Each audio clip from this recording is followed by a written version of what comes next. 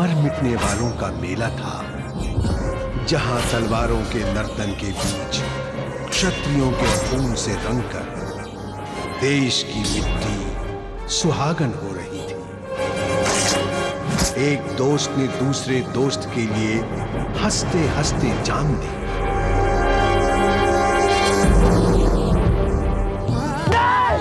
नहीं हो सकता, पिताजी हमें छोड़कर नहीं जा सकते। पर ये मृत्यु किसी के लिए दुख का सागर बनकर आई, किसी के लिए षड्यंत्र और किसी के लिए सती होने का क्षण।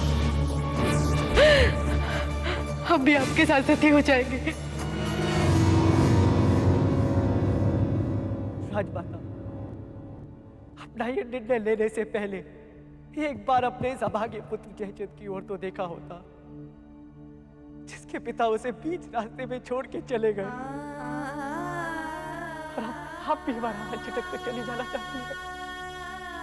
जरा सोचिए राजमाता, आपका ये लाडला पुत्र जयचंद, जिसकी सांझ आपके चरणों में होती है, सवेरा आपका मुख देखकर जो थक भी जाता है तो उसे आराम आप ही की गोद में मिलता है। वो जयचंद किसके सहारे जिएगा?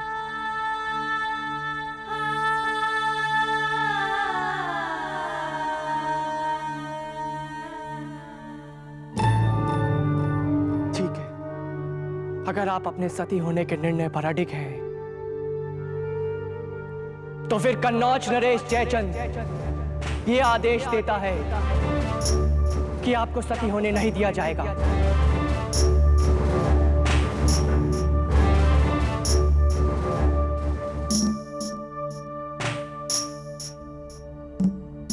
हमें क्षमा करें राजमाता, हम आपकी ममता के हाथों मजबूर हैं।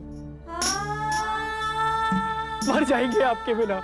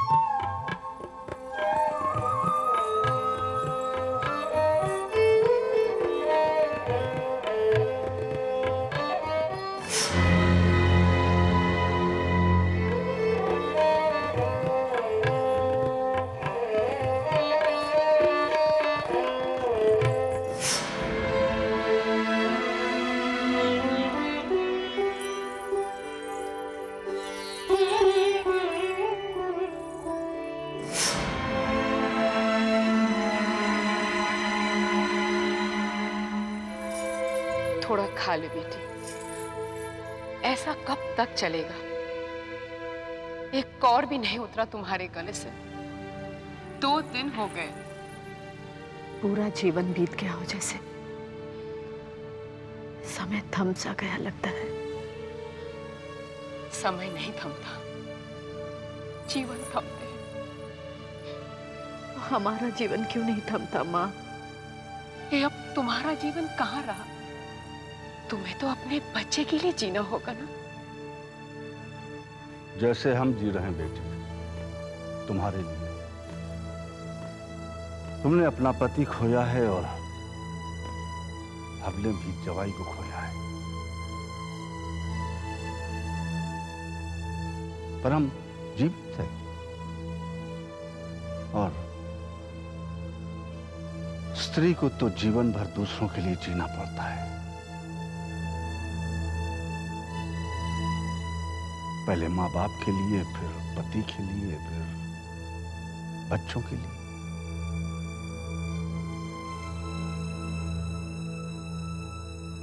जो दर्द सह नहीं सकती वो औरत ही क्या। माँ कुछ खाती है तो इसलिए कि दूध बना सके अपनी छाती में और आंखों में आंसू।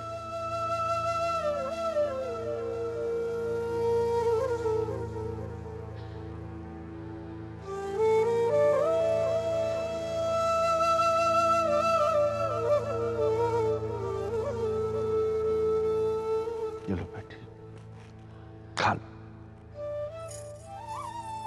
बूढ़े बाप को रुलाओ मत।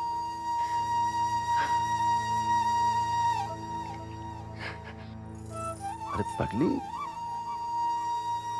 इस उम्र में तो तुझे हमें खिलाना चाहिए। कमलावती आई होती तो तुम्हारा मन। नहीं माँ, आप तो जानती हैं कच्चा गर्भ है उसका, यात्रा करना ठीक नहीं है उसके लिए। उसकी गोद भर जाए तो हमें लगेगा भगवान ने हमारे हिस्से की सारी खुशियां उसकी झोली में डाल दी। आज हमें लग रहा है कि हमारी बेटी बड़ी हो गई है।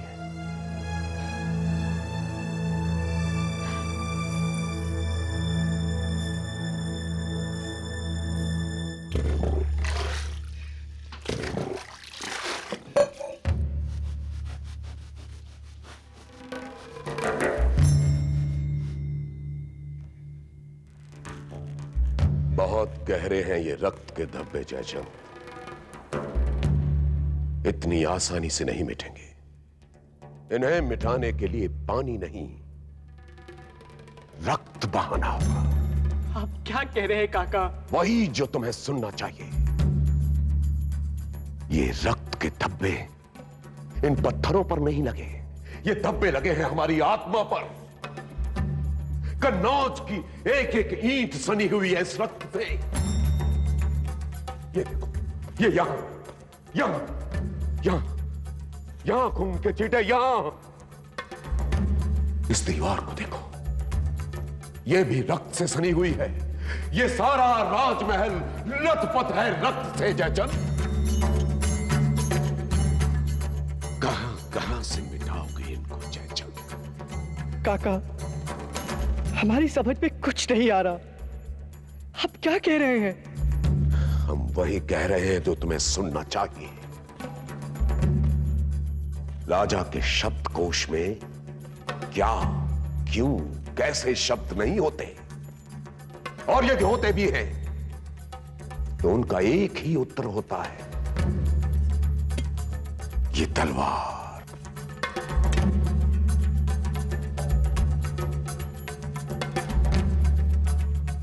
जयचंद, आज से ये तलवार तुम्हारा आभूषण है। इस पर कभी अपनी पकड़ ढीली मत होने देना। यदि ये पकड़ ढीली हो गई तो याद रखना, शत्रु संभलने का भी अवसर नहीं देगा। याद रहेगा काका। ये भी याद रखना कि तुम चारों ओर से अपने शत्रुओं से घिरे हुए, घात लगाए बैठे हैं तुम्हारे शत्रु, और तुम्हें उन्हें मुंह तोड़ जवाब देना है। नहीं तो स्वर्ग में बैठे तुम्हारे पिता की आत्मा को कभी शांति नहीं मिलेगी। उठो जयचंद, उठो।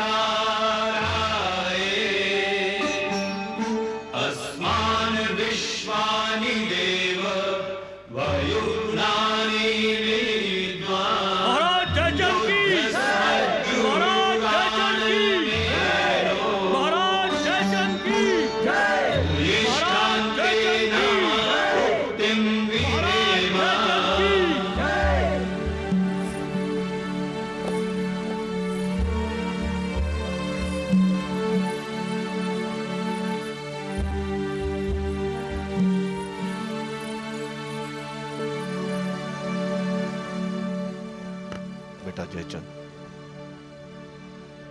तुम्हें जब कभी इस बूढ़े नाना की याद आए तो दिल्ली आ जाना। खुश रहो।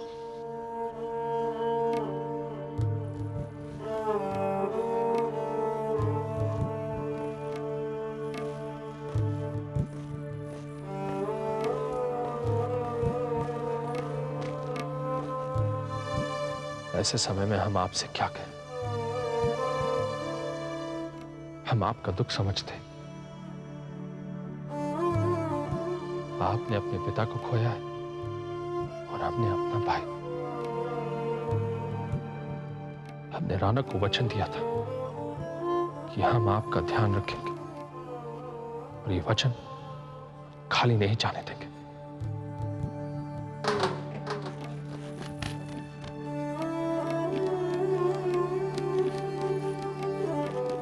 और हमेशा याद रखिएगा, आपका अपने काका पर पूरा अधिकार।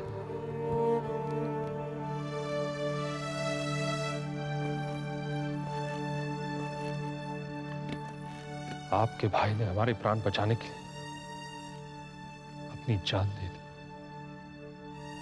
आपका ये ऋण है हम पर। आपको जब भी हमारी आवश्यकता हो, बस एक आदेश दे। कैसी बातें कर रहे हैं महाराज? आपने तो हमारे महाराज के शव को आदर और सम्मान के साथ यहां पहुंचाकर हम पर बहुत बड़ा उपकार किया है। बस एक विनती है आपसे। विनती जैसे शब्दों का इस्तेमाल कर कर हमें लज्जित ना कीजिए। बताइए। हमें आशा है कि हमारे महाराज की मृत्यु कैसे हुई, इस बात की जांच करने में आपका सक्रिय सहयोग मिलेगा महाराज।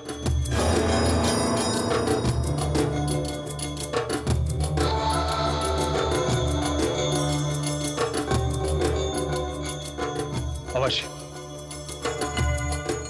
आपको जो भी सहायता चाहिए दी जाएगी। महाराज, अब हमें चलना चाहिए, दिन ढलने को है।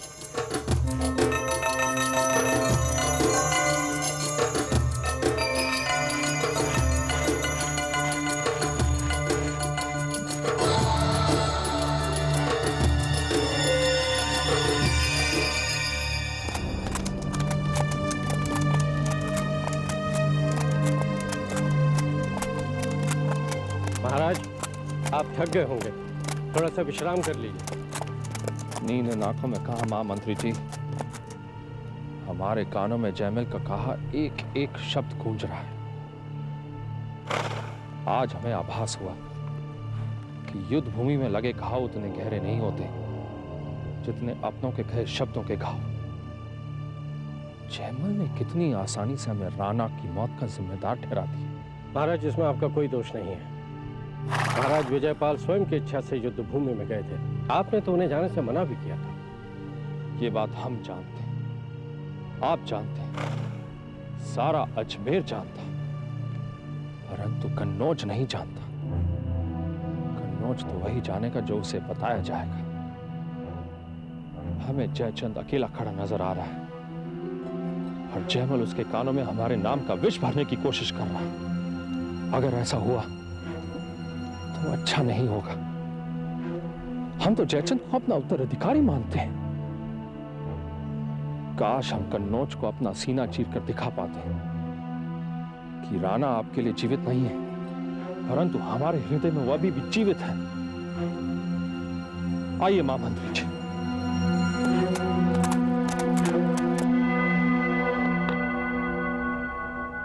महिपत मोहरे तो हमने लगा दिए, लेकिन ये समझ में नहीं आ रहा है कि पहला प्यादा कहां रखें।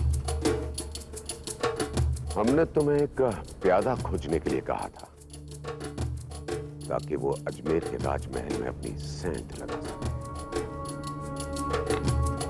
ठाकुर जी, वो प्यादा तो हमने खोज लिया है, और वो प्यादा है महारानी कमलावती की मुंह लगी अनुचरी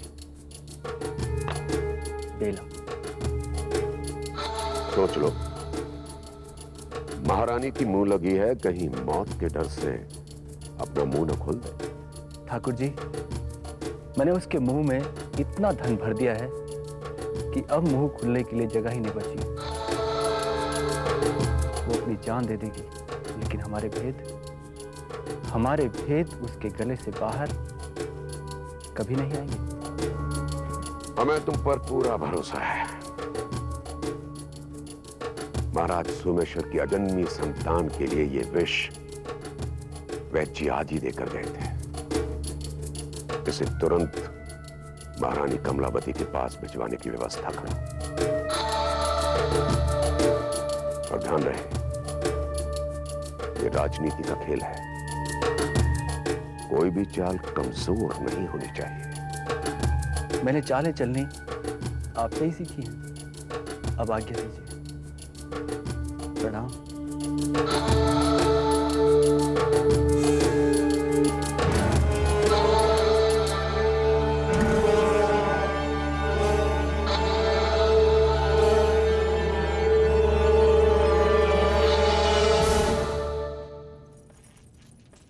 महारानी, आप यहां?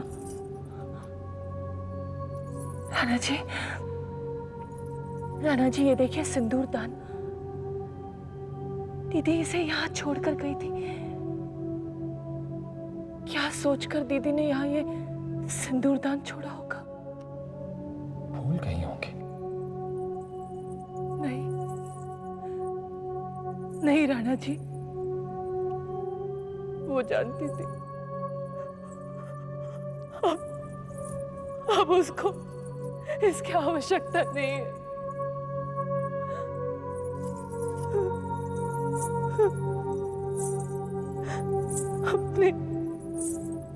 अपने सुहाग को छोड़ा उन्होंने ताकि हम हमारी मांग भर सके। हम जानते हैं हमेशा हमसे जीतती ही आई है वो, और आज भी वो ही जीत गई अपना सब कुछ हार के।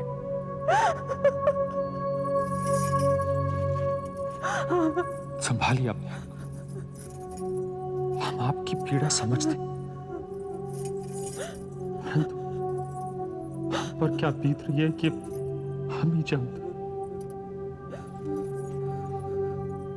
महाराज विजयपाल की खिंचती हुई सांसों को एक एक कर टूटते हुए देखा है हम, परंतु हम उनके प्राण नहीं बचा पाए। जिस बात की कल्पना भी रक्त को जमा देती है, उस भयंकर सत्य को लेकर साथ में कैसे जिएंगे दीदी? और कुंवर जी, वो तो अभी बच्चे हैं।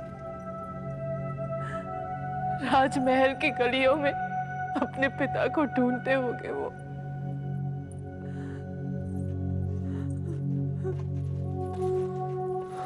हम समझते हैं महाराज, महारानी के लिए दूध लाई हूं।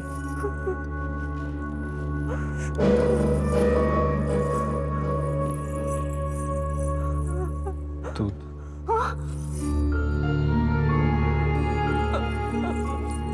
राणा जी, इस समय हमारा जी ठीक नहीं है। हम बाद में पी लेंगे। देखिए, इसमें केवल केसर ही नहीं, आपकी माँ का प्रेम और आशीर्वाद भी घुला। हमें नहीं पीना है महाराज, नहीं पीना है। महारानी, हमने आपकी बहन को वचन दिया था कि हम आपका ध्यान रखेंगे। आप हमारा वचन टूटने देंगी?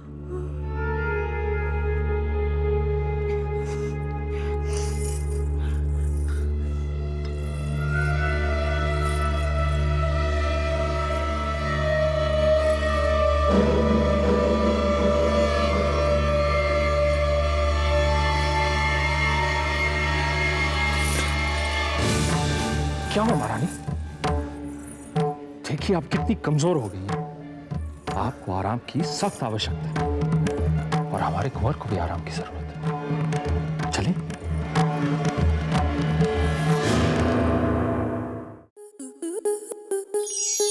आपके मनोरंजन पर अब नहीं लगेगा कोई ब्रेक। स्टार प्लस के बेहतरीन शोज देखने के लिए लाइक, शेयर और सब्सक्राइब करें स्टार प्लस यूट्यूब पेज को।